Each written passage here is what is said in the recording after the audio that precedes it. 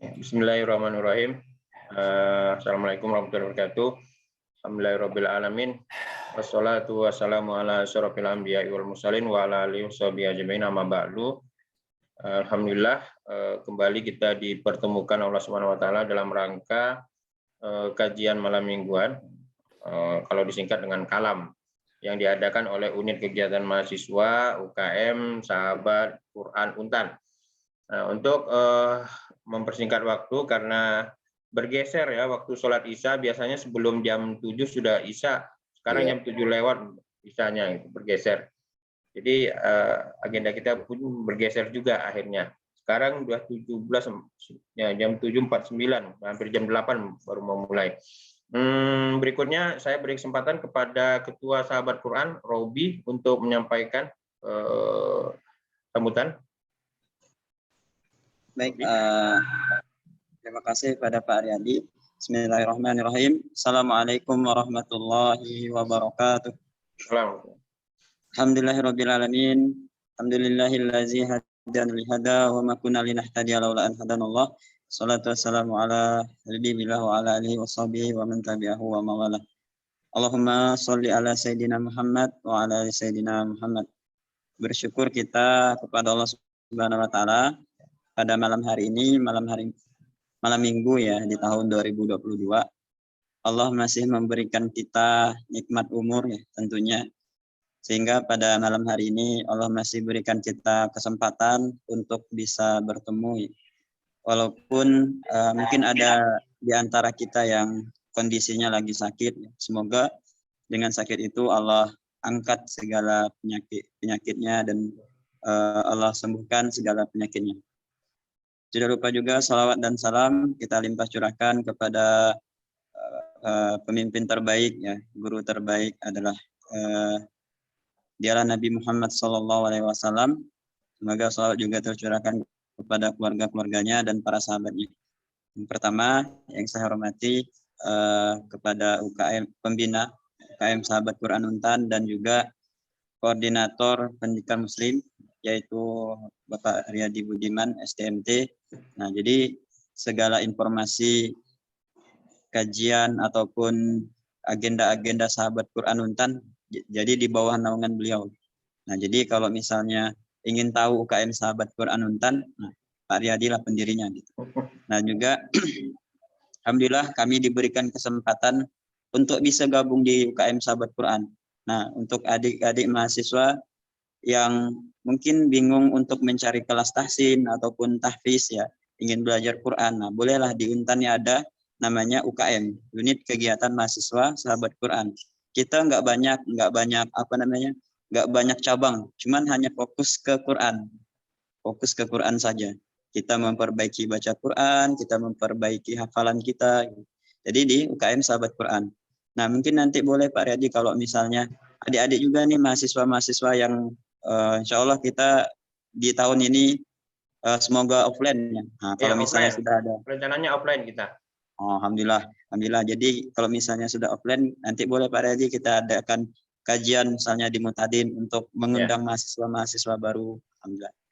Kemudian juga yang saya hormati pada pemateri kita yang luar biasa sekali pada malam hari ini ya. Profesor Saidin. Profesor Dr. Haji UPI, Universitas Pendidikan Indonesia. Masya Allah, dari Guru Besar Universitas Pendidikan Indonesia. Mungkin kami sangat mengucapkan berterima kasih banyak kepada Bapak Profesor yang sudah bersedia hadir untuk memberikan ilmunya kepada kami. Nah, jadi sedikit informasi untuk mahasiswa juga. Nah, jadi kalau di Untan itu ada UKM Sahabat Quran. UKM Sahabat Quran Untan. Jadi kalau adik-adik mahasiswa yang masih ingin mencari tahsin, ingin mempelajari tahfiz gitu.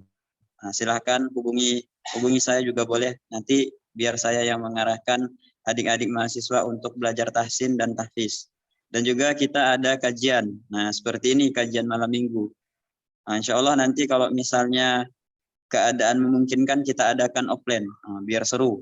Kita adain offline di masjid tercinta kita. Kita punya masjid kampus. Masjid kampus kita kalau bisa itu diramaikan. Kalau bisa mahasiswa yang mengisi. mahasiswa-mahasiswa yang meramaikan masjid. Nah, karena di masjid ini kita memakmurkan. Nah, seperti yang terdapat dalam surah Al-Isra kan, keberkahan di dalam masjid. Nah, untuk adik-adik mahasiswa boleh berkunjung ke masjid kampus kita. Ya, itu ada di pusatnya di dekat Taman Digulis. Nah, di situ ya masjid kampus kita. Mungkin sekian yang bisa saya sampaikan. Nah, untuk segala informasi untuk mahasiswa-mahasiswa yang ingin belajar Quran boleh hubungi kami ataupun ingin lebih dalam lagi, silakan hubungi Bapak Riyadi. Mungkin sekian yang bisa saya sampaikan. Kurang dan lebihnya saya mohon maaf. Sekali lagi saya mengucap selaku UKM Sahabat Quran yang mengucapkan terima kasih kepada Bapak Profesor ya yang telah membersamai kami untuk, dan juga informasi untuk adik-adik silahkan di persiapan catatannya. Nah, jadi kalau di sesi akhir nanti silahkan untuk bertanya. Mungkin sekian yang bisa saya sampaikan. Kurang lebihnya mohon maaf. Assalamualaikum warahmatullahi wabarakatuh. Salam wabarakatuh. Baiklah, tanpa memperpanjang lagi, saya persilakan kepada Profesor Syahidin, Guru Besar Universitas Pendidikan Indonesia untuk menyampaikan materi kajiannya. Silakan, Prof. Kalau mau share screen, silakan. Sudah bisa. Oke, bisa.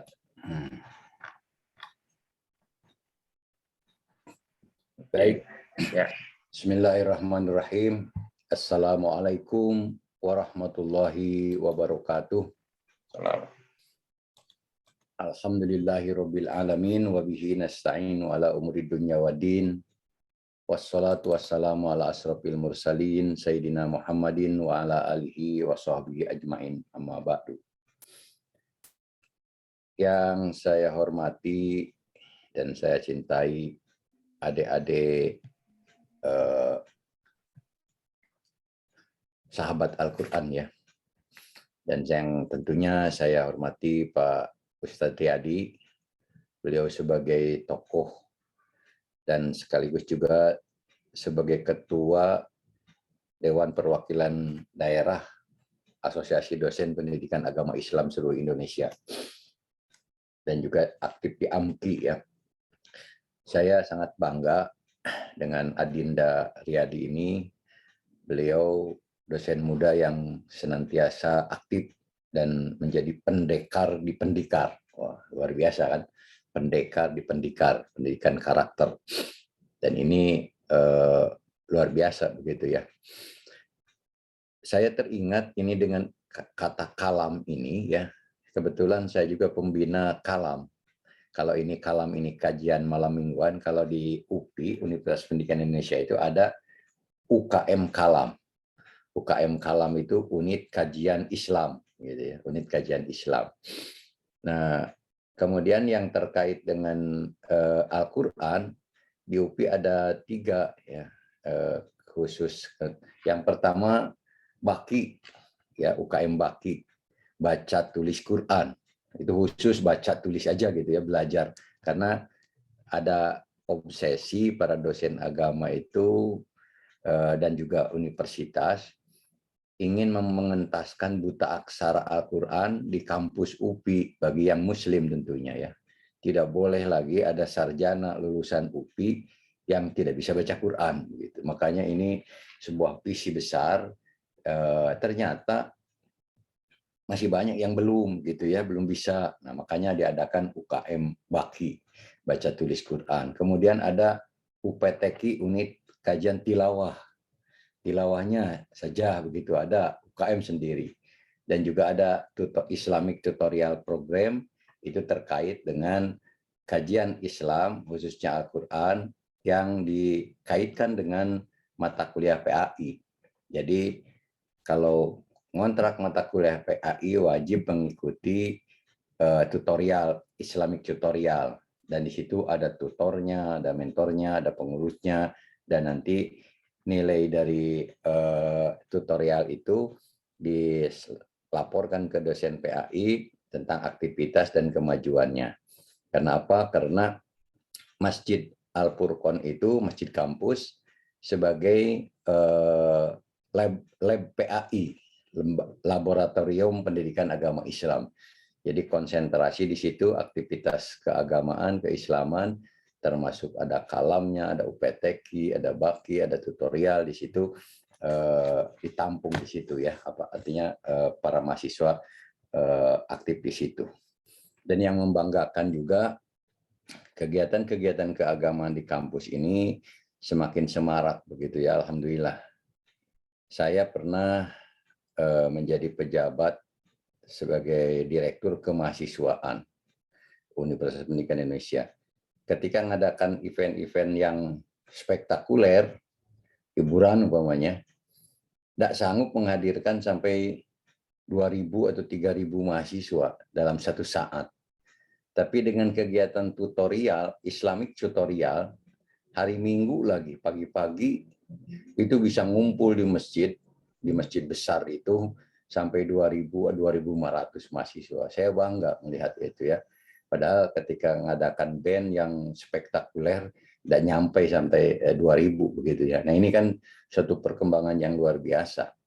Nah kalian kalau memang ada niatan studi banding ke UPI, oke, welcome gitu ya, senang gitu ya. Kalau kalian dari Kalimantan Barat, ayo katanya mau studi banding ke UPI atau ke Salman, ke ITB, silakan gitu ya. Kami senang supaya silaturahminya nanti lebih. Dan pembina di Salman ITB itu ketua AMKI kebetulan Pak Riyadi ya. Ketua Profesor Hermawan. Nah, itu beliau itu pembina. Pernah mengisi kalam, Prof? Oh, pernah ngisi di sini juga ya? Ya, ada di YouTube. Ya, alhamdulillah ya. Beliau juga pembina Masjid Salman begitu ya, dan sekaligus ketua AMKI Indonesia ya, Asosiasi Masjid Kampus Indonesia. Saya mohon maaf tentunya ini rada kurang sehat, agak flu begitu ya. Mohon maaf kalau seandainya kurang optimal dalam penyajian ini. Saya mengambil karena ini juga sahabat Quran, saya mengambil tema tentang pendidikan Qurani. Pendidikan Qurani. Pendidikan Qurani dimaksud di sini bukan bagaimana cara membaca Quran atau tahsin tahfidz, tidak. Tetapi di sini maksudnya pendidikan Qurani itu suatu konsep pendidikan ya, ini definisinya ya. Pendidikan Qurani yang saya maksud ini ya pendidikan Islam sebetulnya ya. Jadi pendidikan Qurani adalah suatu pemikiran tentang konsep pendidikan dalam Al-Qur'an gitu ya. Jadi apakah di Quran itu ada cerita tentang pendidikan? Nah, itu kan pertanyaannya. Apakah di Quran itu ada konsep pendidikan? Jawabnya pasti ada. Kenapa?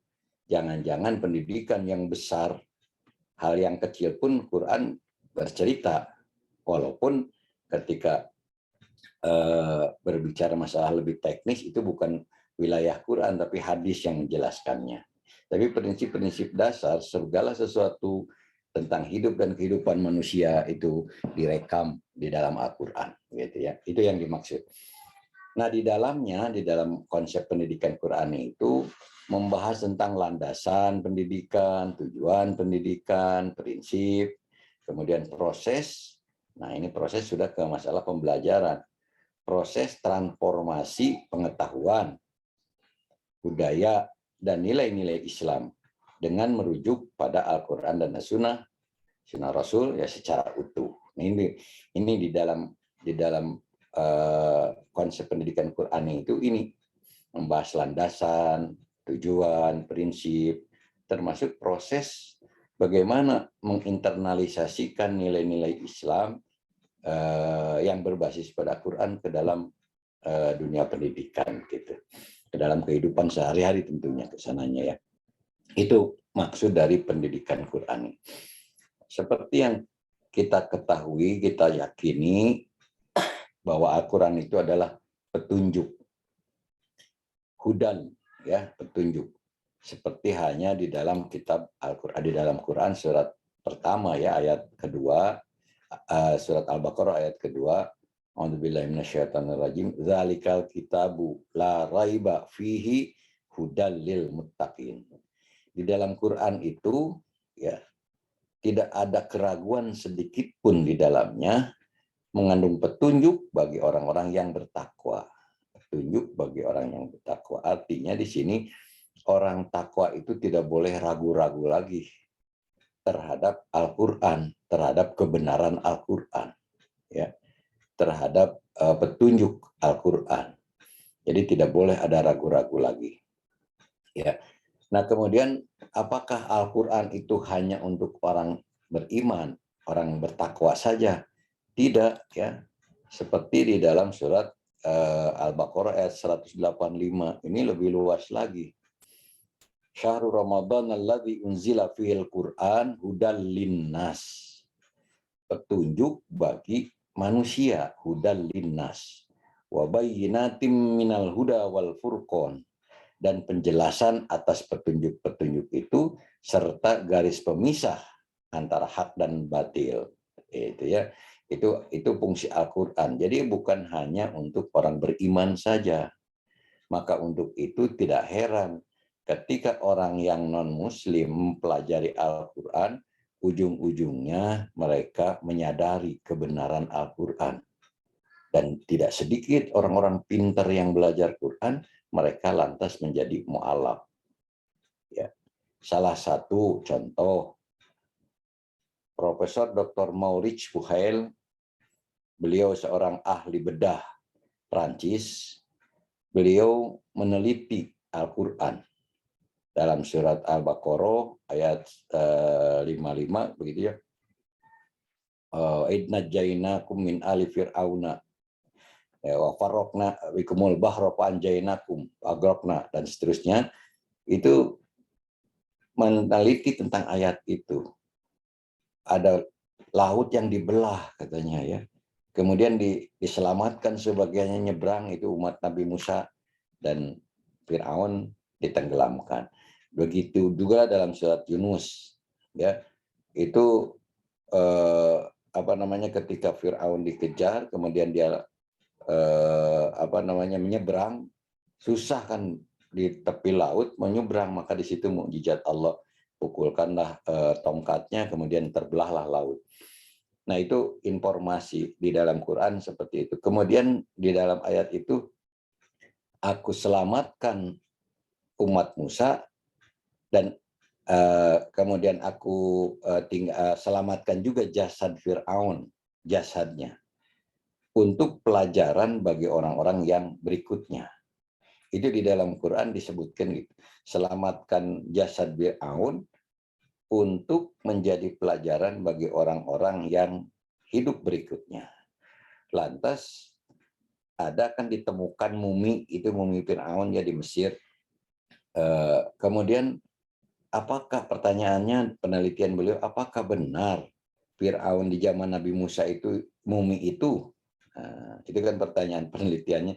Apa benar mumi yang di Mesir, di Museum Nasional Mesir itu Fir'aun zaman Nabi Musa? Ya, kemudian beliau melakukan penelitian, dan hasil penelitiannya benar begitu ya, bahwa jasad Fir'aun yang dimaksud dalam Quran itu adalah mumi yang ada di Mesir. Bukti-bukti nyatanya apa? Dia kan sebagai ahli, ya, ahli bedah. Dia minta izin untuk membuka sebagian isi perutnya begitu untuk diteliti. Dan hasil penelitiannya, di dalam isi perut itu memang ada kadar garam yang luar biasa yang bisa mengawetkan jasad itu. Nah itu temuan itu. Dan melihat sosok tubuhnya Fir'aun itu seperti memang melihat jasadnya saja, mumi itu, kita bisa meyakini bahwa memang berangasannya kayak gitu, tinggi besar begitu ya orangnya itu. Dan alhamdulillah tahun 2017-2018 saya ke sana melihat jasadnya itu sangat ini sekali, garang banget begitu ya, lihat jasadnya itu. Nah, itulah membuktikan Al-Quran itu benar, hudan linnas, ya. Dan pada akhirnya Maurice Bucaille, beliau menyatakan, saya yakin dengan Al-Quran ini adalah petunjuk Allah, datang dari Allah. Dan saat itu juga dia masuk Islam, dan setelah dia mempelajari lebih dalam, menulis buku yang berjudul Bible, Quran, and Science Modern. Jadi dibandingkan Quran, Science, dan Bible gitu. Dan dia berkesimpulan bahwa Quran itu petunjuk bagi manusia dan di dalamnya ada petunjuk-petunjuk tentang pengembangan sains dan teknologi begitu. Itu sepintas tentang Al-Quran. Maka untuk itu kita memang harus mencintai Al-Quran itu begitu ya. Nah, kemudian pertanyaan berikutnya, apakah di dalam Quran itu ada persoalan-persoalan yang seperti pendidikan itu sesuai dengan ini, pendidikan Quran ini? Oh ya, jelas. Jangan-jangan soal pendidikan yang besar, persoalan-persoalan yang kecil saja direkam di Quran, tetapi tidak secara mendetil prinsip-prinsipnya. Di dalam di dalam Al-Quran ini ya, surat Yunus ya, ini surat 6 ya, ayat 38. Wa ma min dabbatin fil ardi wa ma wala ta'iratin yatiru bi janahi illa umamin mislukum ma farratna fil kitabi min syai' summa ila rabbihim yuhsyarun. Ini yang saya garis bawahi, ma farratna fil kitabi min syai'. Tidak ada yang luput perhatian dari Quran itu, segala sesuatu sedikit pun tidak ada yang luput sesuatu pun yang kami yang tidak dilewatkan gitu dari Al-Quran itu. Kalau terjemahan bebasnya, tidak ada sesuatu pun yang kami luputkan dari Al-Quran, dari kitab Alkitab itu Al-Quran. Kemudian kepada Tuhan mereka dikumpulkan. Jadi apalagi persoalan pendidikan yang begitu luas, pasti ada ceritanya di dalam Quran. Makanya saya mencoba mengangkat pendidikan Qurani itu, konsep pendidikan di dalam Al-Quran. Alhamdulillah sudah ada 3 buku yang saya tulis berkaitan dengan ini. Di antaranya metode pendidikan Qurani. Cara mendidik di dalam Quran itu juga ada. Bagaimana cara? Contoh ya sepintas. Umpamanya bagaimana perumpamaan di dalam Quran itu. Analogi-analogi dalam Quran. Ketika dikumpulkan ayat-ayat berkaitan dengan analogi-analogi itu, maka di situ kita bisa ambil bagaimana cara mentransformasikan informasi melalui cerita-cerita itu, melalui amsal-amsal itu. Kemudian itulah diangkat menjadi metode amsal. Ada cerita juga kisah. Bahkan dalam Quran ada secara khusus ada surat Al-Qasas, kisah-kisah.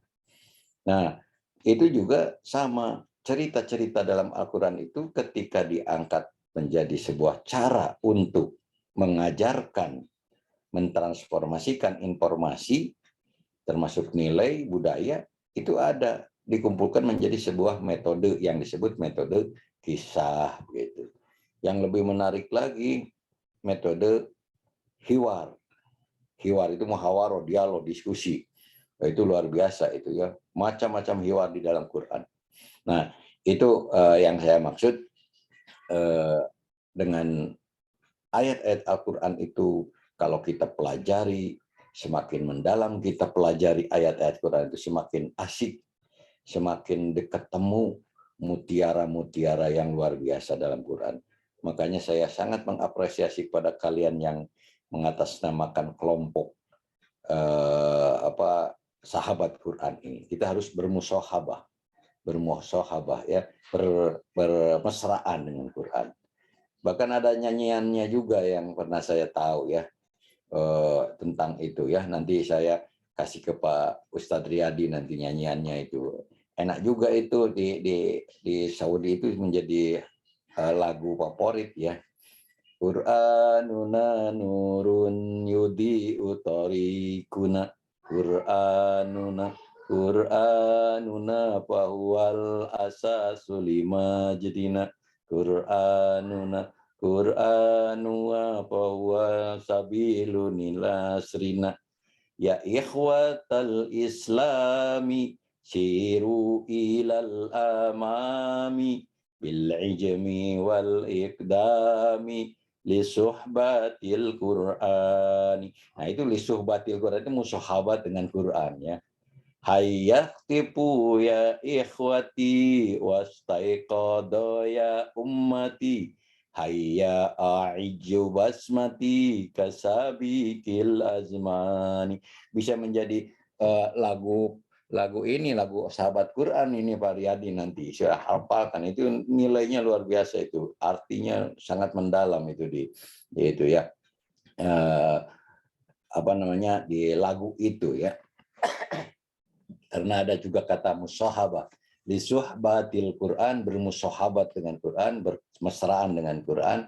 Insya Allah kita akan menjadi orang-orang yang ashabul Quran, kelak akan memberi syafaat kepada kita di yaumil akhir, begitu ya. Nah, baik, sekarang masuk ke tema Quran ya. Tema Quran ini di sini bagaimana sih caranya kita memahami kandungan Quran itu? Nah, ini praktisnya ya. Bagaimana cara kita memahami kandungan?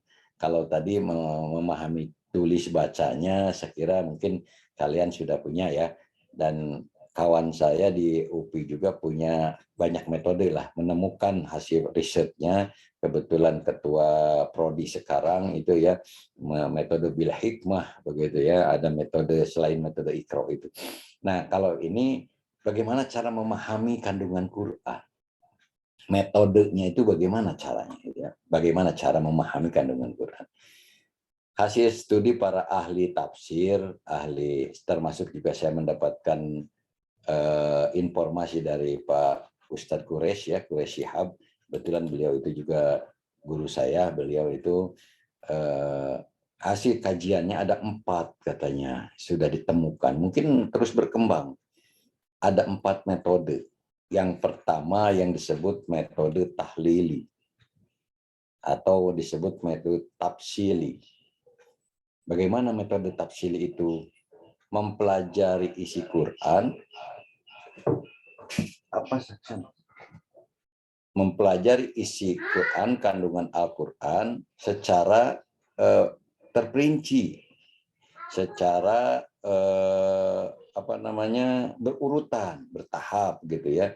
Umpamanya membahas surat Al-Fatihah saja itu tidak cukup 2-3 kali pertemuan ya. Membahas bismillah saja dari berbagai sisi begitu. Nah, itu tak disebut tafsir. Bismillah dengan menyebut nama Allah, Ar-Rahmanir Rahim, yang Maha Pengasih dan Penyayang. Kalau diterjemahkannya kan sederhana begitu. Tapi cinta kasih Allah itu tidak akan pernah berhenti bagi orang-orang atau bagi makhluk yang hidup di muka bumi ini. Itu rahmannya Allah itu. Kemudian siapapun yang ada di muka bumi, wa ma min dabbatin illa 'alallahi rizquha, itu akan diberikan. Tetapi rahim Allah itu khusus hanya untuk orang-orang yang beriman. Ar-Rahman, Ar-Rahim. Ar-Rahman itu hanya semua makhluk Allah diberi rahman Allah, kasih sayang Allah ya, di muka bumi ini dikasih rezeki, dikasih peluang yang sama. Tetapi Ar-Rahim itu khusus kasih sayang Allah, cinta Allah hanya untuk orang-orang yang beriman. Nah, makanya kenikmatan dunia itu hanya 1% ya yang ditebarkan oleh Allah bagi semua makhluknya. Tetapi kebahagiaan akhirat itu 99% dan khusus hanya untuk orang yang beriman saja. Nah, itu dibahas panjang lebar di situ. Biasanya cara metode ini, tahlil ini, biasanya digunakan di pesantren-pesantren. Karena di pesantren itu khusus kan ya, ngaji terus begitu ya, sampai tahun-tahun begitu ya. Itu rinci. Dari sisi bilaganya, sisi mantiknya, sisi nahu sorobnya itu dan seterusnya. Nah, tafsir tahlili ini tafsir yang paling kuat begitu ya, paling absah, paling mutawatir. Kenapa? Karena tafsir tahlili ini sering juga disebut sebagai tafsir bil maksur. Tafsir bil maksur. Menafsirkan ayat dengan ayat lain. Menafsirkan ayat dengan hadis mutawatir. Bukan dengan rokyun kita, bukan pikiran kita. Inilah makanya tafsir tahlili ini itu paling kuat begitu dalil hukumnya, karena nafsirkan Quran dengan ayat lain atau dengan hadis mutawatir gitu. Kemudian ada tafsir metode ijmali. Ini untuk memudahkan ijmali itu menangkap esensi dari ayat-ayat itu secara bagian demi bagian. Ijma, garis besar, memahami kandungan ayat itu secara garis besarnya. Dibantu di dalam tulisan Al-Quran mushaf kita ini antara ain dengan ain, ruku dengan ruku. Nah itu satu tema maudu gitu ya. Kalaupun mungkin wah kok kenapa nggak nyambung, mungkin saja kita belum paham lebih jauh gitu ya maudu itu. Jadi antara ijmali itu garis besarnya.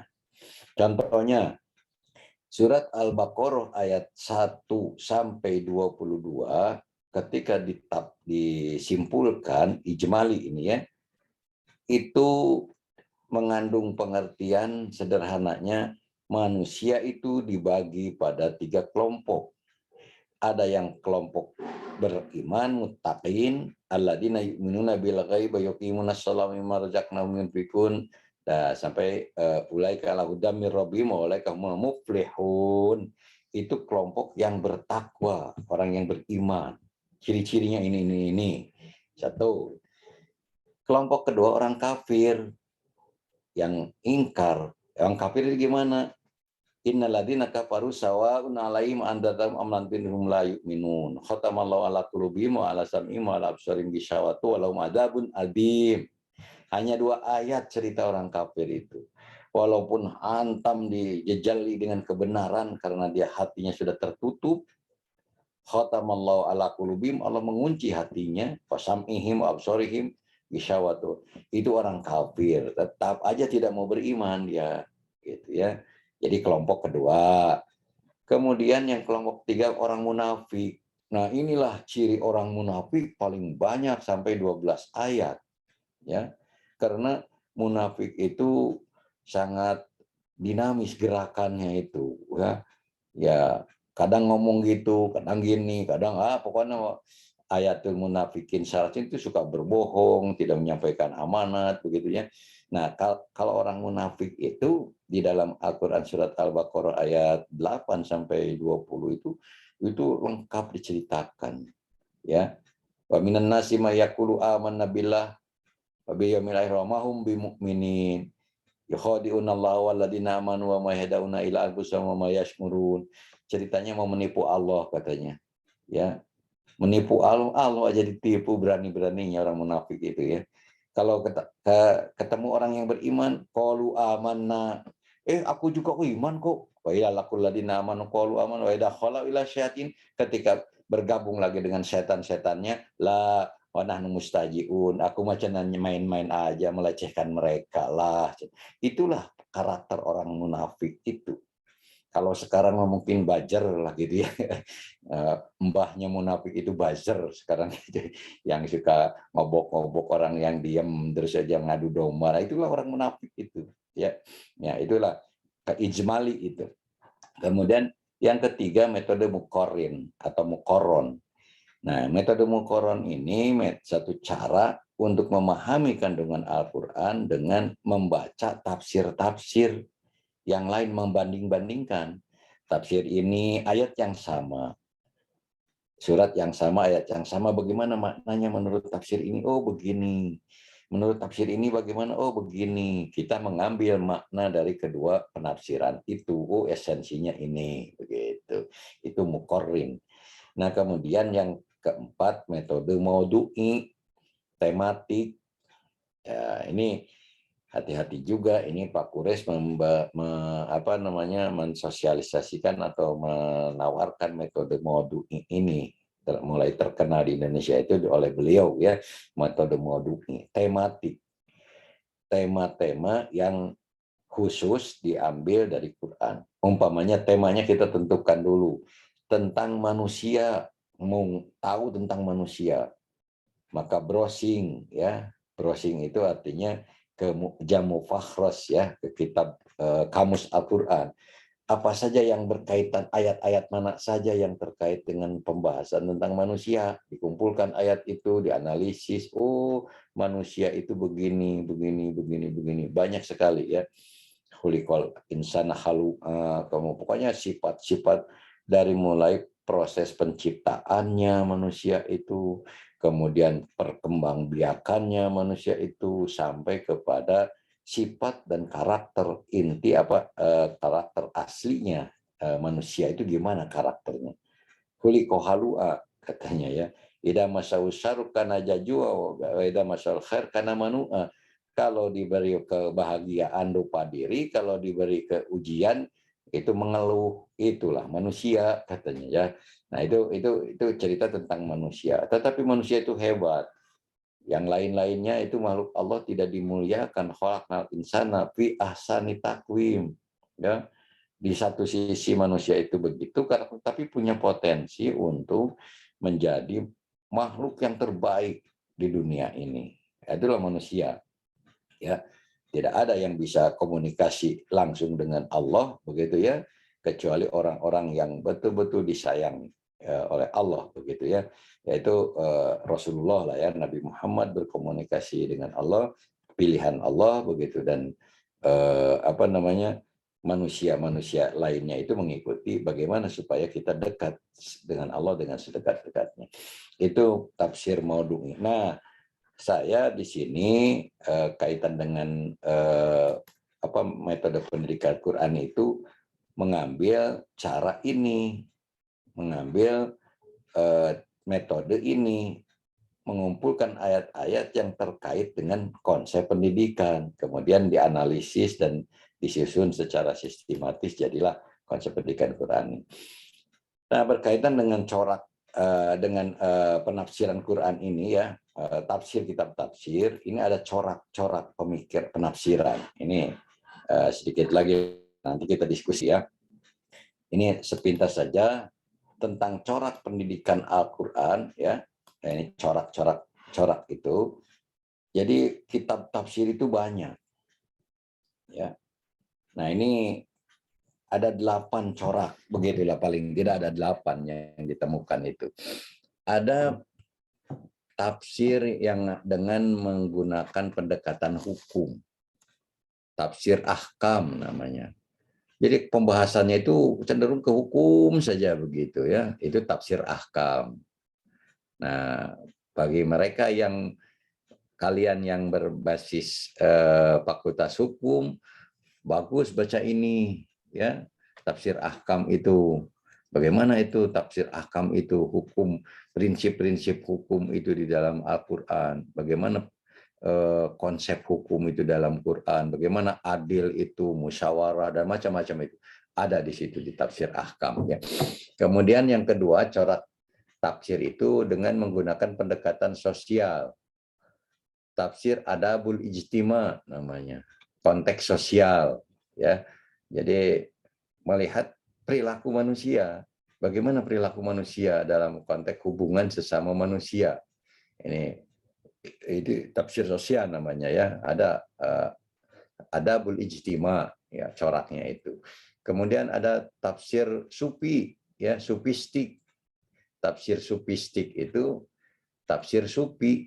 Jadi lebih banyak kepada olah kolbu ya, olah kolbu daripada olah pikir gitu ya. Ini tasawuf. Dan ada salah satu kitab tafsir sufi itu Ruhul Bayan atau kitab Ibnu Arabi, kitab tafsir Ibnu Arabi. Hanya ini memang berat membaca kitab tafsir ini.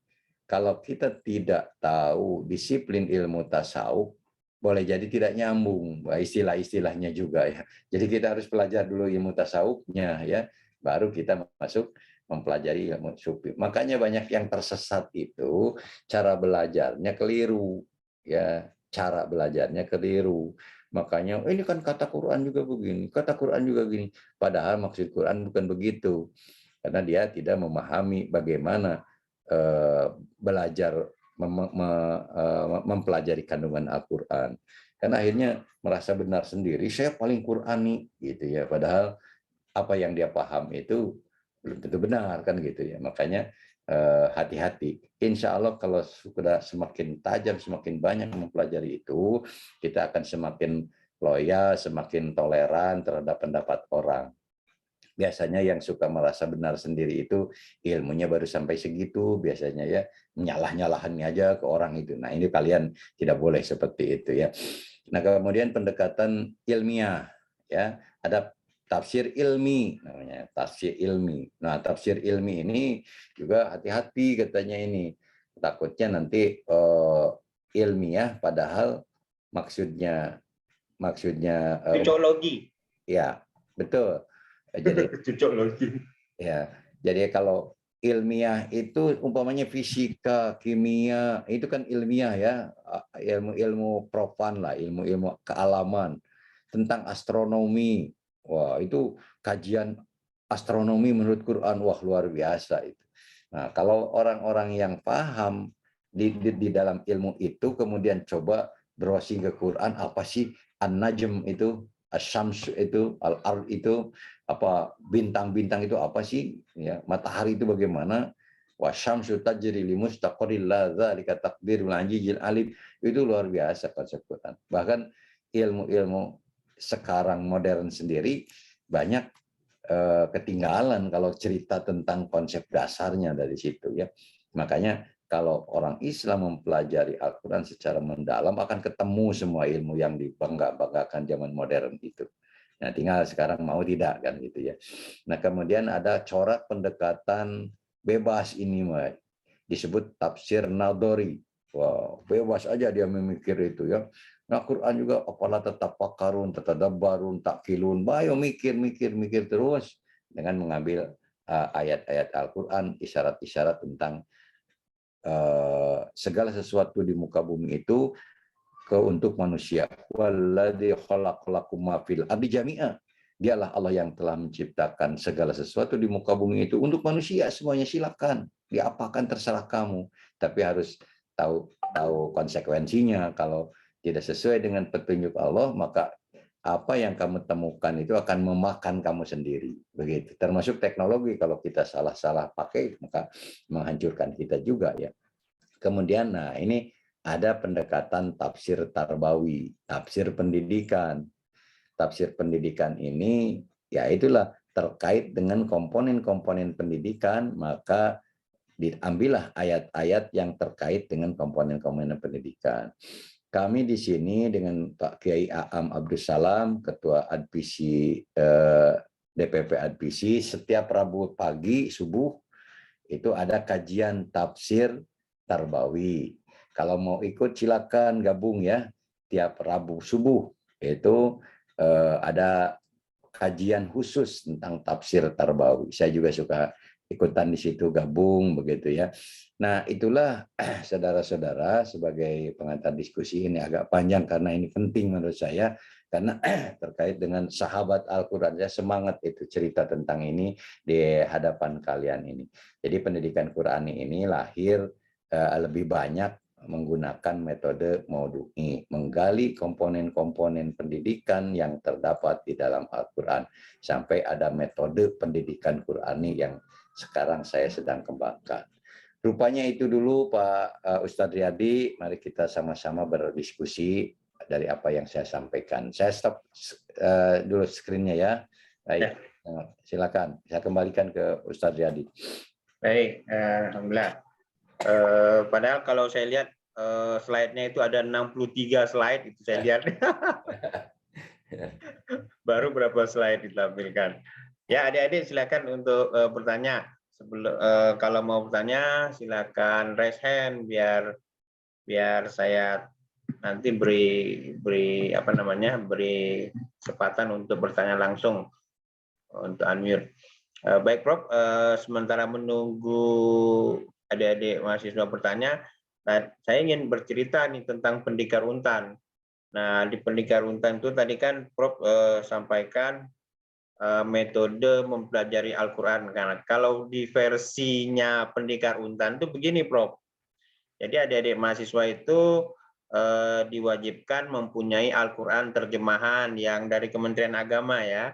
Yang dari Kementerian Agama, kemudian mereka membaca terjemahan tersebut per hari sekitar 7 halaman lah, Prof. Jadi setiap hari 7 halaman, rata-rata 7 halaman. Jadi kalau satu pekan itu bisa sampai 49 ya, 7 kali 7 49 ya, 50 halaman lah satu pekan. Satu bulan itu bisa sampai 200 halaman. 3 bulan mereka bisa khatam kan, Al-Quran terjemahan itu 604 halaman ininya. Nah, setelah khatam mereka ulang lagi gitu ya. Jadi adik-adik mahasiswa ini membaca dari A sampai Z. Dari A sampai Z.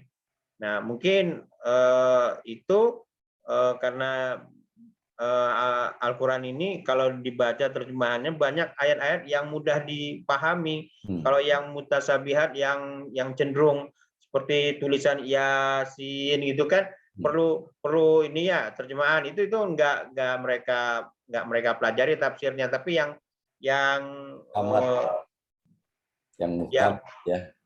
yang ini yang apa Ya. yang kebanyakan yang baca logika itu. Ya. Jadi semakin membaca terjemahan semakin bertambah keimanan.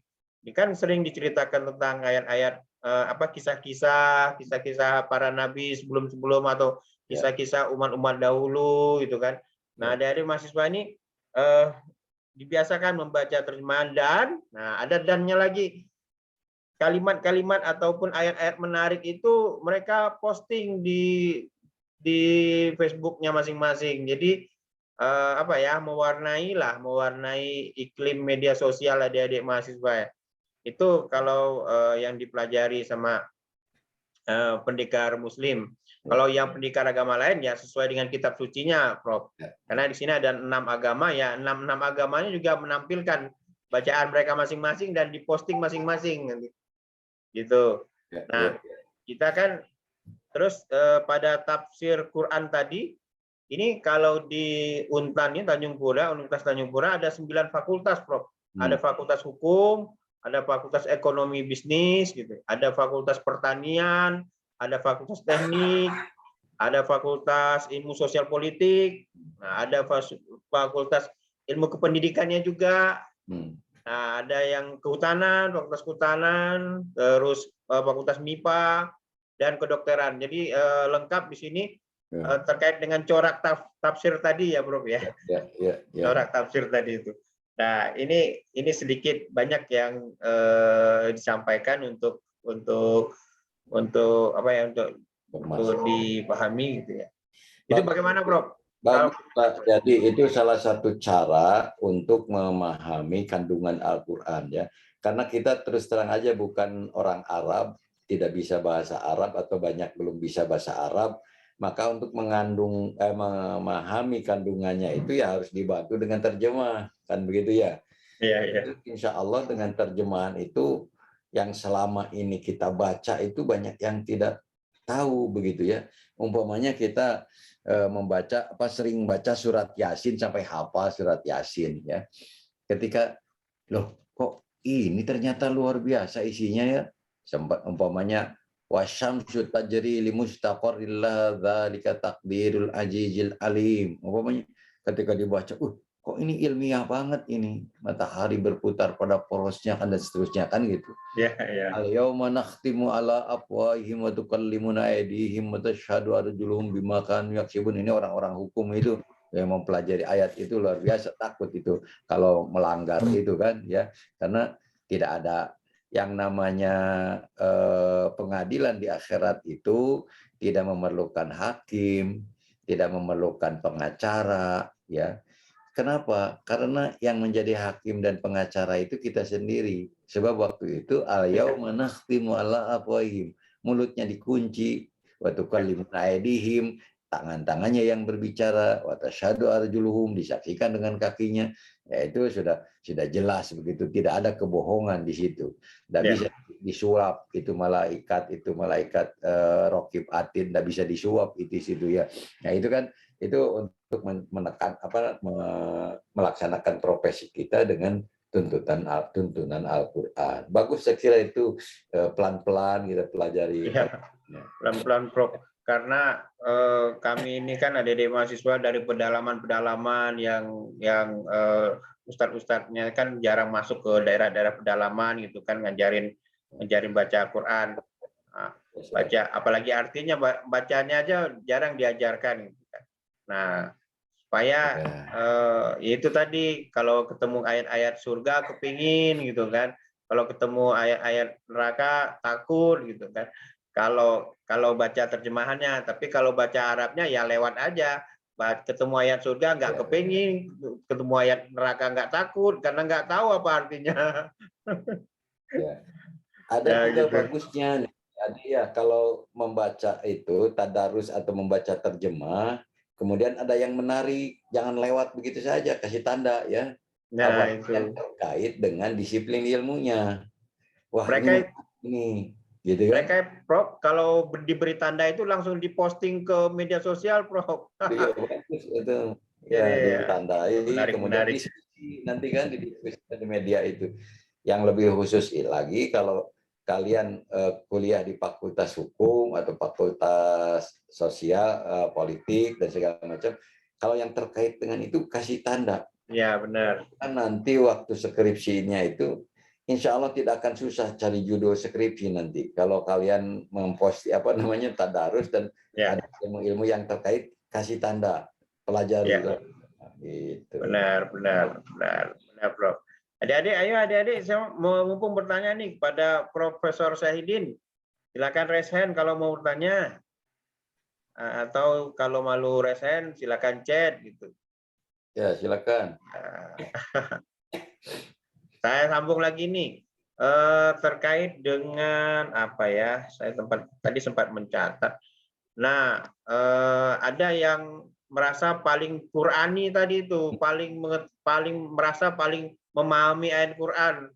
Saya khawatir juga ini pengikutnya ini yang membunuh Khalifah Ali bin Abi Thalib nih.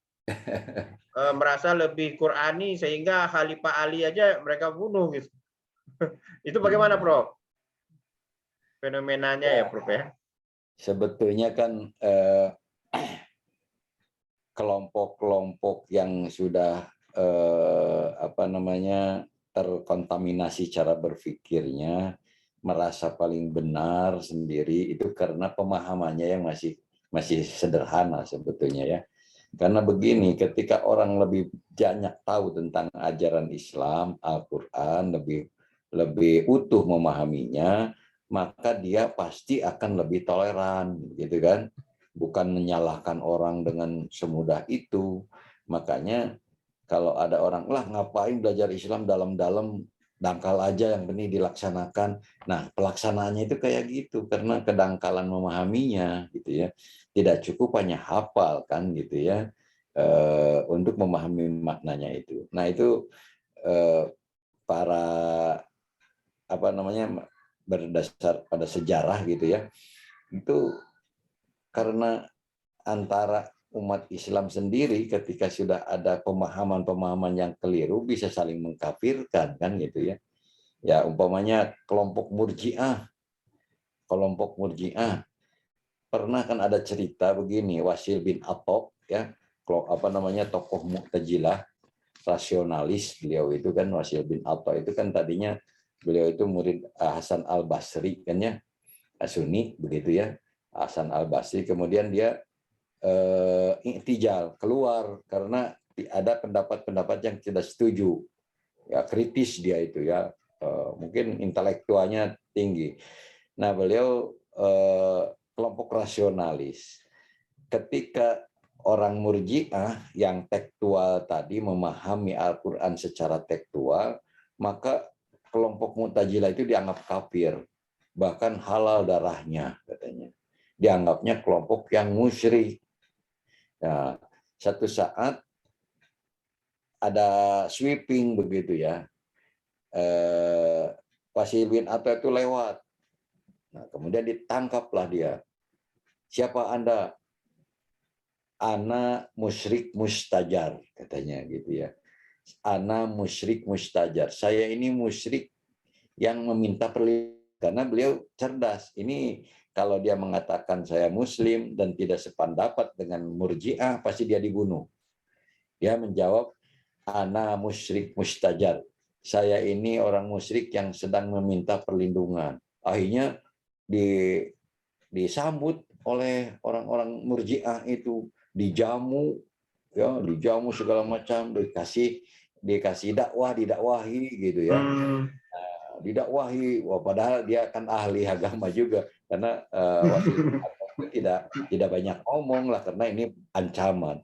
Nah, ketika ditanya kenapa kalian memperlakukan kami seperti ini, kata Wasil bin Atta, ini Al-Qur'annya. Ya, kalau ada datang orang musyrik meminta perlindungan, maka jamuklah dan antarlah dia ke tempat yang aman. Itu dalam. Oh ya, ada ayatnya itu, Prof. Maaf.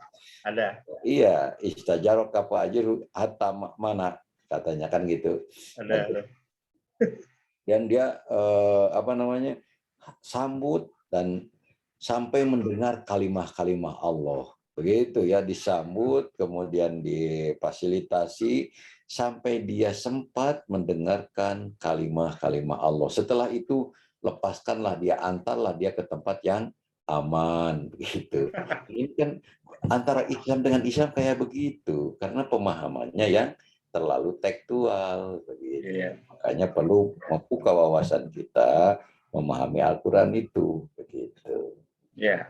Ini yang dikhawatirkan terjadi di Indonesia, ini yang terjadi di mana? Di Syria sana kan, Ya. sama Muslim itu kan, Prof. Sangat mengkhawatirkan itu. Insya Allah kita tidak terjadi begitulah. Mudah-mudahan pada sekitar lah kan itu yang mengklaim kebenaran milik dirinya sendiri itu. Ya.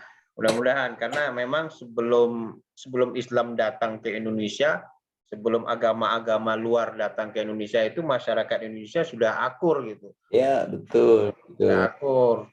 Iya.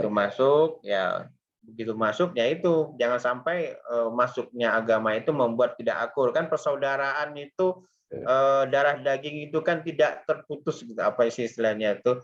Nasab itu kan masih tersambung.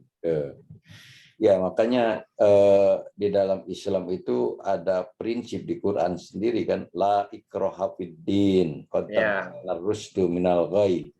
Tidak ada paksaan untuk memeluk agama Islam gitu. Karena sudah jelas mana petunjuk, mana bukan. Jadi artinya tidak boleh mengganggu orang yang berbeda keyakinan. Tapi juga tidak boleh kita diam saja ketika diganggu orang lain. Kasih tahu, jangan ganggu dia. Ya. Kasih banget. Penistaan agama itu nggak boleh. Agama ya macam-macam kan. Pokoknya kan ada payung hukumnya. Kita ini agama yang sah di Indonesia, yang diakui di Indonesia. Nah, itu silakan kalian berukun. Kalau sama-sama berpegang pada agamanya, tidak ada kan perintah saling bermusuhan di agamanya juga, ya. Bahkan dilarang mencela ya, Prof ya. Larang mencela, silakan aja tanya agama lain, tidak boleh. Bahkan begini ya, saya kemarin kajian tafsir tiap malam Jumat saya suka ngaji. Ada ayat ya, surat Ali Imran Al-An'am. Jadi janganlah sekali-kali kamu mencaci maki sesembahan orang, katanya. Mencaci maki sesembahan orang. Karena orang yang menyembah sesembahannya pasti akan mencaci aku, kata Allah itu begitu. Ya. Itu kan luar biasa itu toleransi di Islam itu. Tidak boleh kita mencaci sesembahan orang, mencaci maksudnya, bukan membenarkan, bukan ya. Ya, mencaci. Tidak boleh mencaci. Nanti kalau kamu caci sesembahan dia pasti akan mencaci aku, kata Allah itu. Ya, itu kan ada satu hal yang sangat menarik itu di itu. Saling hormati, ya saling menghargai. Ini ada yang mau tanya nih, Prof. Ya, Hikmah, mana hikmah? Coba Hikmah bisa unmute nggak? Hikmah Roroy. Siapa namanya ini? Coba di ini on mic. Maaf jaringan. Wah, kalau gitu saya bacakan aja lah ini soalnya apa namanya pertanyaannya. Assalamualaikum Pak, saya mau bertanya. Bagaimana kita bisa mengembalikan kebiasaan kita yang dulu? Seperti dulu sering melaksanakan sholat sunnah, sekarang sudah jarang. Gimana Pak cara mengembalikan kebiasaan yang baik lagi? Terima kasih. Tuh Prof, silakan Prof. Ya, jadi kebiasaan baik itu banyak gangguannya ya. Sekali kita tinggalkan, ketagihan meninggalkannya. Beda lagi kalau kebiasaan jelek. Sekali kita mencoba, ketagihan. Nah, jadi di sini perang batin ya. Artinya kita harus menyadari, kita juga harus maksakan. Allahumma bipaksakan, begitulah ya doanya itu. Allahumma bipaksakan gitu ya, dipaksakan. Ini baik. Kenapa kok godaannya itu? Karena kata Nabi, al-jannatu hufat bil makari wan nar hufat bis sahawah. Jalan ke surga itu penuh dengan kerikil, dengan duri-duri yang tajam-tajam, jalan ke surga itu. Tapi kalau jalan ke neraka, bis sahawah, dipenuhi dengan keindahan, karpet merah. Kalau jalan ke neraka itu, katanya, maka untuk itu hati-hati. Ketika ada jalan terjal, kamu singkirkan yang terjal itu, karena kamu punya tujuan ke situ. Nah, itu jadi tidak aneh kalau kita meninggalkan kebiasaan yang baik itu ringan, seperti hanya meninggalkan sholat. Kan ada Imam Al-Ghazali ya, dulu pernah ada pertanyaan, apa katanya yang paling berat, apa yang paling ringan yang kamu hadapi dalam urusan di dunia ini? Yang paling ringan itu adalah meninggalkan kewajiban, katanya. Yang paling berat itu melaksanakan kewajiban. Artinya kalau meninggalkan sholat itu ringan sekali. Sekali meninggalkan sholat, besoknya ketagihan, ini nggak apa-apa kok, katanya kan begitu ya. Besoknya lagi enggak lagi. Ya itu ya sama hanya dengan hal-hal yang sunat juga, apalagi gitu ya. Sunat ini kok biarin aja nggak apa-apa. Yang tadinya suka Senin, Kamis, puasa, mencoba udah jadi mahasiswa kok malah tidak rajin gitu ya. Bahkan sebaiknya jadi mahasiswa semakin rajin kan gitu ya. Terus kan kebiasaan-kebiasaan di keluarga kita ini gitu ya. Insya Allah akan manfaatnya akan kebawa sampai tua nanti begitu. Kalau kita mempertahankan kebiasaan begitu ya, kebiasaan yang baik tentunya. Nah, ya. Saya jadi teringat tuh waktu masih masa-masa SMA atau masa-masa kuliah gitu ya. Saat kuat-kuatnya ibadah itu, Bro. Ya, betul. Kalau kita lanjutkan kan lebih mantap. Sekarang ilmunya nambah, kebiasaannya, karena di dalam teori-teori pendidikan itu, pembiasaan itu merupakan satu cara yang efektif ya untuk memahami nilai, memahami kebenaran, dan meringankan kita melaksanakan kewajiban. Begitu. Itu karena terbiasa. Ya kalau tidak terbiasa berat sekali kan. Ya, coba aja contohnya gini aja. Kalau bulan Ramadan, puasa hari pertama, hari kedua itu berat sekali. Berat sekali ya.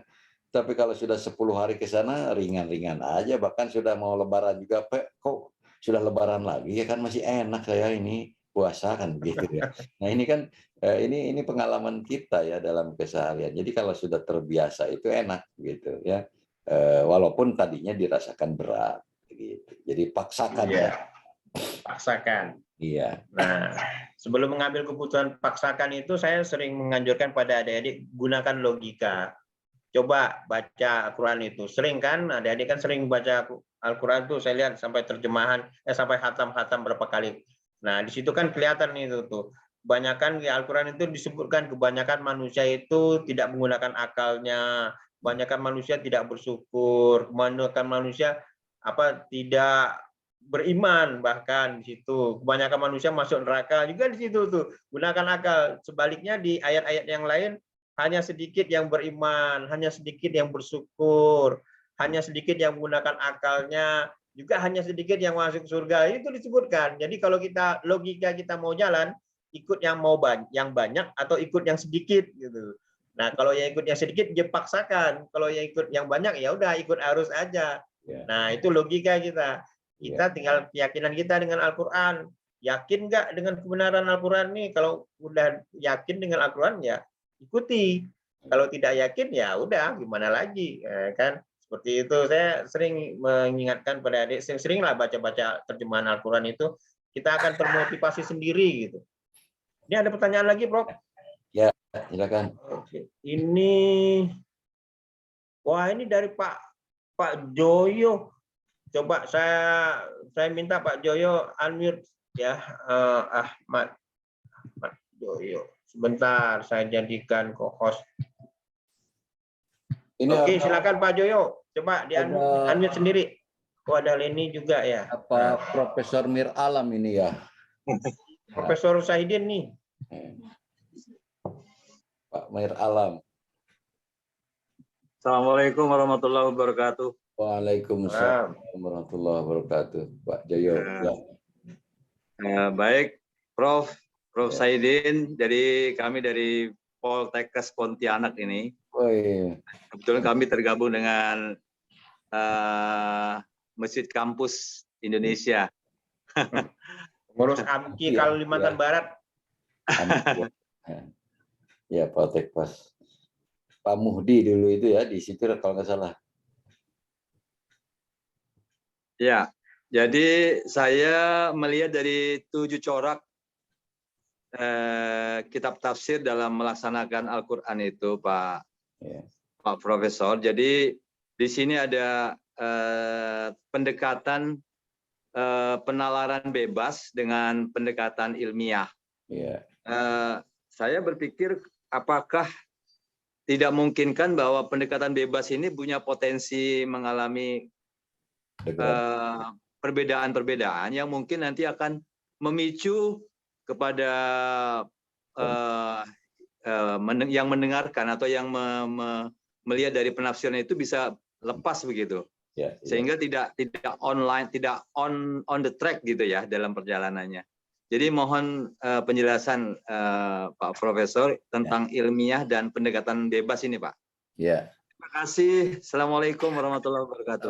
Lanjut langsung Prof, langsung. Ya, baik. Saya kira ini pertanyaan yang bagus dan justru hal yang dikhawatirkan. Saya pernah mendengar dari Ustadz Quraisy, saya diingatkan katanya oleh guru saya di Mesir, hati-hati menafsirkan Al-Quran itu, terutama yang rentan itu tafsir nadori, ya, analisis bebas itu.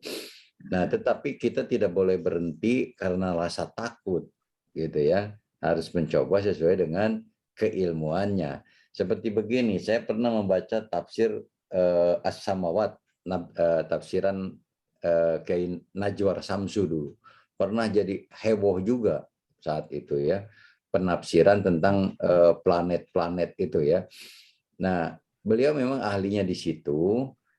Kemudian yang membaca memang tidak paham tentang astronomi.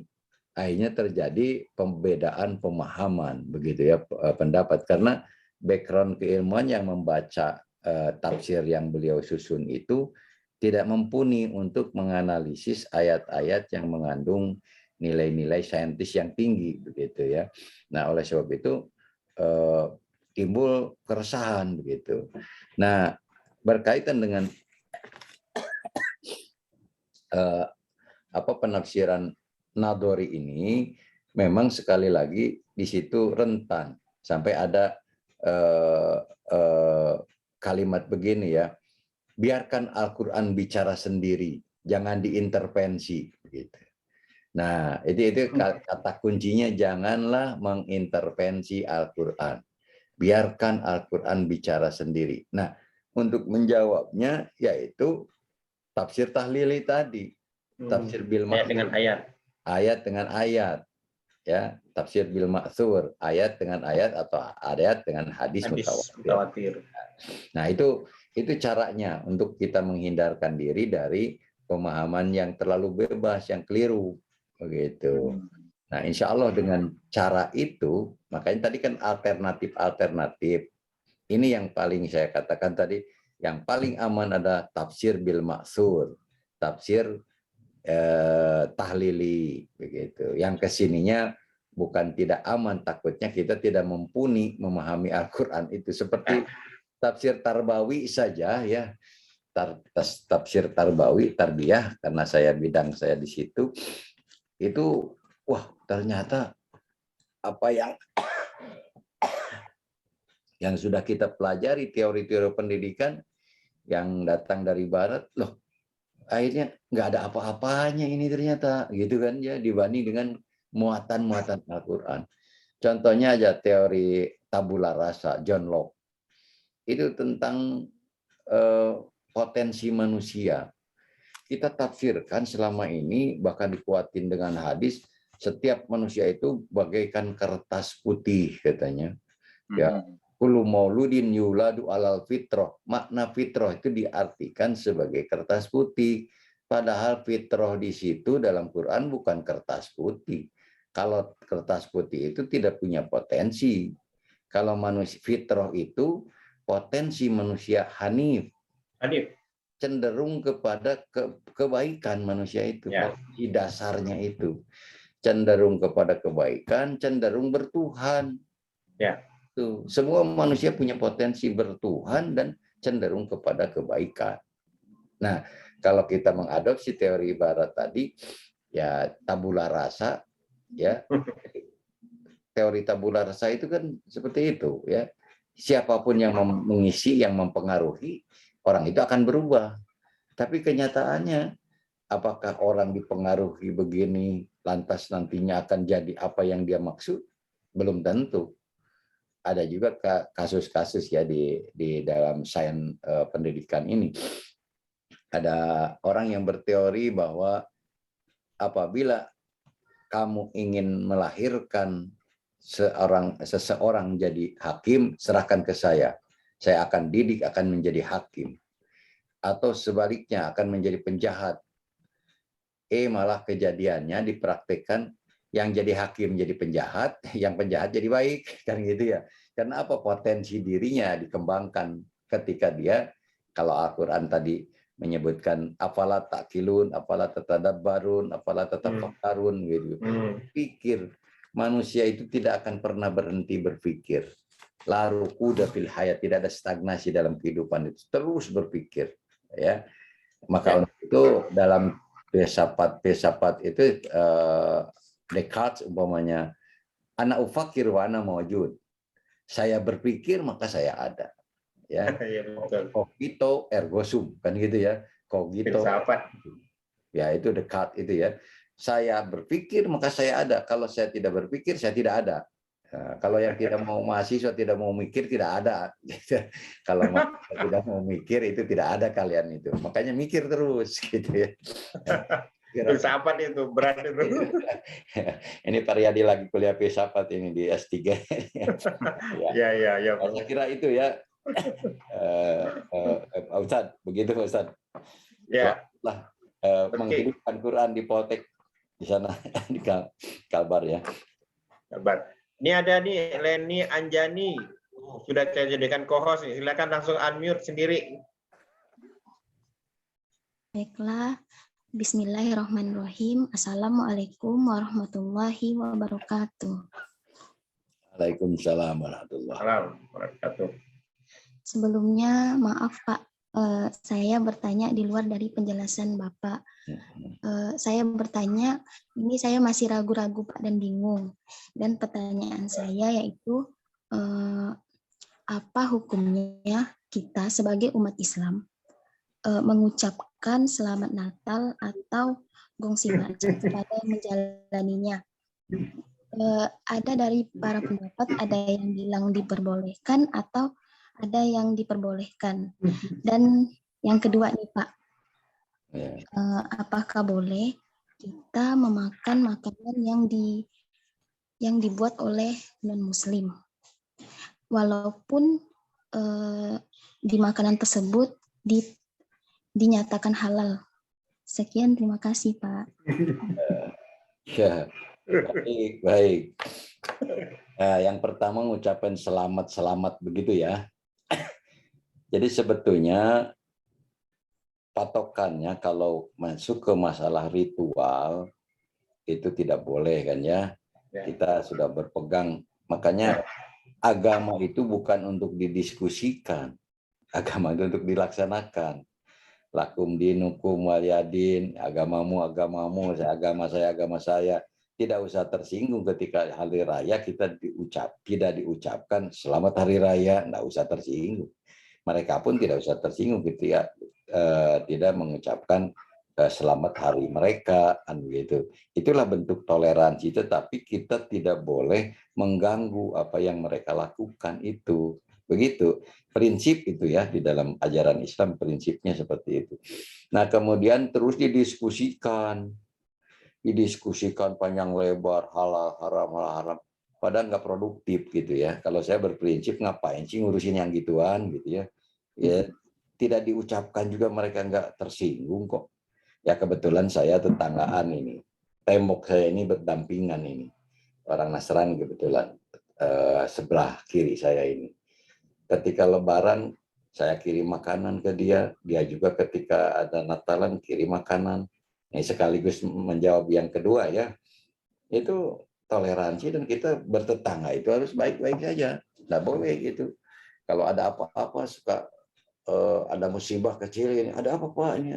Ada barang-barang juga pinjam gitu ya. Nah itu saya kira itu toleransi kita itu seperti itu. Jadi makanan itu selama makanan itu halal menurut Islam dan mereka biasanya pandai menjaga karena kita diharamkan makan babi, tidak pernah ngirim yang aneh-aneh gitu kan.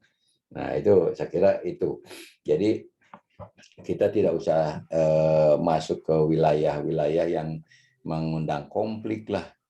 Karena agama itu bukan untuk didiskusikan. Akhirnya kan sama-sama punya dalil, ya, punya alasan, yang diada-ada alasannya. Kalau kembali ke Quran itu selesai sudah. Semua itu tidak akan ada yang bertentangan gitu ya. Karena apa? Sudah jelas dan mereka juga semakin memahami ajaran mereka sendiri mungkin tidak akan tersinggung ketika kita tidak menyebutkan itu. Jadi boleh tidaknya menurut saya itu tidak perlu, tidak boleh begitu ya.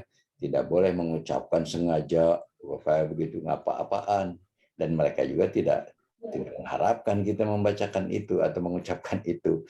Cari yang aman saja lah. Tetapi tetap hubungan kemanusiaan dijaga. Itu yang lebih penting. Apakah cara menjaga hubungan kemanusiaan itu harus dengan mengucapkan selamat? Oh tidak. Dikirim makanan lebih bagus daripada selamat hari anu tapi kitanya yang minta gitu ya. Kalau saya dulu waktu kecil saya kebetulan dilahirkan di tengah kota di sini di Bandung itu dulu lagi kecil kalau pas cap gomeh itu ya kan kebetulan banyak orang Chinese juga waktu itu tetangga itu. Saya datang ramai-ramai dengan anak-anak dengan teman-teman itu lagi nakal-nakalnya minta ampau ya ke singkok itu minta ampau dibagi anak-anak terus lebaran kita minta ampau juga ke dia akhirnya dia cek juga kamu itu katanya lebaran aku minta ampau lebaran kamu minta ampau gitu jadi tapi baik sambil beli singkok jadi saya kira itu kemanusiaannya yang lebih ditonjolkan bukan ritualistiknya gitu ya. Bukan ritualistik. Nah. Ya. Kalau saya yaitu tadi wilayah akidah itu tidak ada tawar menawar untuk akidah ibadah itu tidak ada tawar menawar. Berikutnya Prof ada yang mau bertanya ini Diana Lia silakan ini unmute sendiri Diana sudah saya jadikan co-host. Baik. Assalamualaikum warahmatullahi wabarakatuh. Salam. Maaf Pak, ya. izin game karena masalah kendala jaringan, jadi tidak bisa bikin Pak. Di sini saya izin bertanya, kita kan Pak bisa kan baca Al-Quran, tapi kebanyakan dari kita tidak tahu makna dan artinya. Jadi gimana Prof menurutnya, apakah kita berdosa atau tidak? Terima kasih. Ya, bagus pertanyaannya ya. Belajar Quran itu atau Al-Quran itu kan yang kita pahami, kita yakini itu ijaz, mukjizat. Definisi Al-Quran itu labdun munajalun ala Rasulullah SAW, dan ujungnya al-muta'abbadu bitilawatihi, menjadi ibadah bagi orang yang membacanya. Sekalipun tidak mengerti isinya, membacanya juga Al-Quran itu menjadi ibadah. Begitu ya. Apalagi kalau yang membacanya dan juga mengenal isinya, mengerti isinya, itu lebih bagus. Tidak berdosa bagi orang yang membaca tapi tidak tahu isinya, tidak berdosa, begitu ya. Tapi yang lebih baik mengenal membaca ayatnya dan mengenal, memahami kandungannya, itu jauh lebih baik. Begitu. Dan mengamalkan. Nah, itu yang penting. Ya kan, tentunya mengamalkannya, gitu ya. Ya itu ya. Jadi tidak berdosa ya. Ya silakan, bagus aja. Tinggal ningkatkan aja, memahami dan belajar mengamalkannya sesuai dengan kemampuan kita, gitu ya. Ya, kan ada UKM Sahabat Quran nih, bisa belajar baca Quran, bisa belajar menghafal Al-Quran. Ya, betul begitu. Oke. Memang Prof, di Tanjung Pura ini kan kami mata kuliah agama hanya dapat 1 semester, itu pun kebanyakan hanya di kelas. Gitu. Jadi adik-adik mahasiswa memang jauh dari belajar baca tulis baca Quran itu. Kalau di dalam kelas itu kan lebih pada teori-teori itu, Prof. Jadi memang Sahabat Quran ini sangat penting ada. Nah, selain itu juga di backup oleh itu tadi pendidikan Muslim dengan membaca terjemahan secara rutin. Ya, kalau saya lihat tadi tafsirnya lebih mendekat kepada tahlil ini. Ya, betul. Baca terjemahan rutin. Jadi beruntun bertahap, berurutan dari A sampai Z. Insya Allah. Salah satu itu aja juga belajar membaca terjemahan juga, itu tafsir tahlili sebetulnya Pak Riyadi ya. Ya. Tafsir tahlili kita bisa berurutan aja gitu baca. Maksur, ya. Ya. Memang dibuat berurutan Prof agar tidak ada yang terlewatkan. Ya, betul.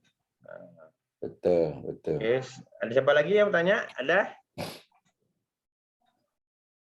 Sebenarnya kita masih ada waktu nih, karena waktu kita tadi kan mundur hampir setengah jam. Ya.